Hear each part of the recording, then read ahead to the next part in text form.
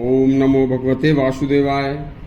आज की कहानी एक अंग्रेज इतिहासकार कर्नल रॉड ने हल्दी घाटी के 1576 के युद्ध के बाद जो 1882 में दिवेर का युद्ध अकबर की सेना, मुगलिया सेना और महाराणा प्रताप के बीच में हुआ था, उसमें अकबर के 36,000 सैनिकों को महाराणा प्रताप के सामने हथियार डालने पड़े थे और महाराणा प्रताप की छोटी सी सेना ने अकबर के 30,000 सैनिकों को मौत के घाट उतार दिया था। सुनिए, इस कहानी को इतिहास से छुपाया गया।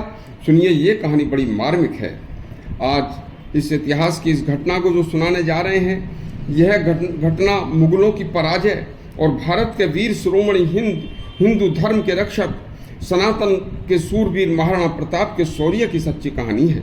लेकिन मुगल परस्तों और ईसाइयत की जहनियत रखने वाले लोगों ने इस घटना को इतिहास में लिखने ही नहीं दिया था।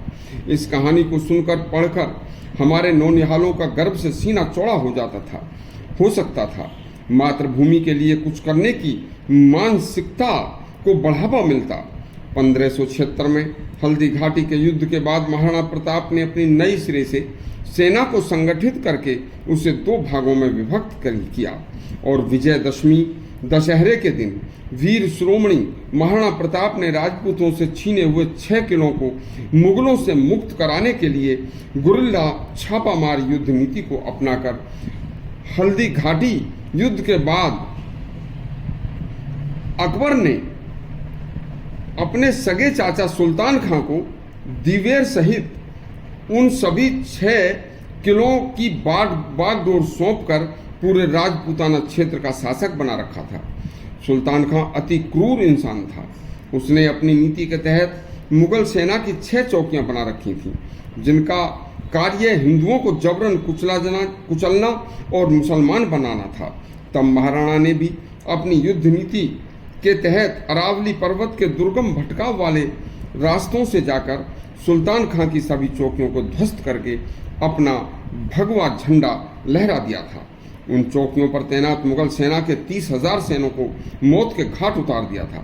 तब सुल्तान खां ने दिल्ली में बैठे अकबर को यह सारी कहानी सुनाकर 2 लाख फौज और मंगाई। और उधर महाराणा को जब पता चला कि दिवेर के किले में सुल्तान खां बैठा है, तो उसने दिवेर पर सीधा आक्रमण कर दिया। दिवेर में मुगल सेना व महाराणा प्रताप के बीच भयंकर युद्ध हुआ। उसमें अंग्रेज इतिहासकार कर्नल रॉड ने दिवेर के इस भयानक युद्ध को मेवाड़ का मैराथन कहा था। उधर 2 लाख फौज के साथ बड़े घमंड में घोड़े पर सवार होकर सुल्तान खां स्वयं युद्ध में आया था। तो सुल्तान खां की महाराणा को भनक लग गई तो महाराणा प्रताप स्वयं मुगल सेना को चीरते हुए, मुगल सेना का सफाया करते हुए सुल्तान खां के पास पहुंच गए और महाराणा ने एक ही बार में सुल्तान खां को घोड़े सहित बीच में से 2 टुकड़े कर दिया था। महाराणा पर उस समय मातृभूमि की रक्षा का जुनून सवार था। मुगल सेना महाराणा के सामने से इधर उधर जान बचाकर भागने लगी और लेकिन फिर भी महाराणा ने मुगल सेना के 36,000 सैनिकों को हथियार डालने पर मजबूर कर दिया था। मुगलों की 36,000 की सेना के हथियार डालकर राणा के सामने आत्मसमर्पण की बात जब अकबर ने सुनी तो अकबर बहुत घबरा गया था।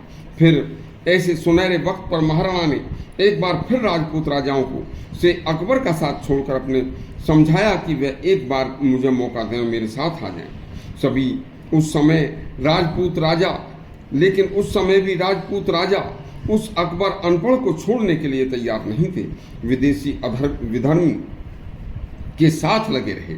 अब देखिए, अनपढ़ चालाक विधर्मी बादशाह किसी भी प्रकार से ऐसा करने को तैयार नहीं था कि वह महाराणा के सामने झुक जाए और राजपूतों को छोड़ दे।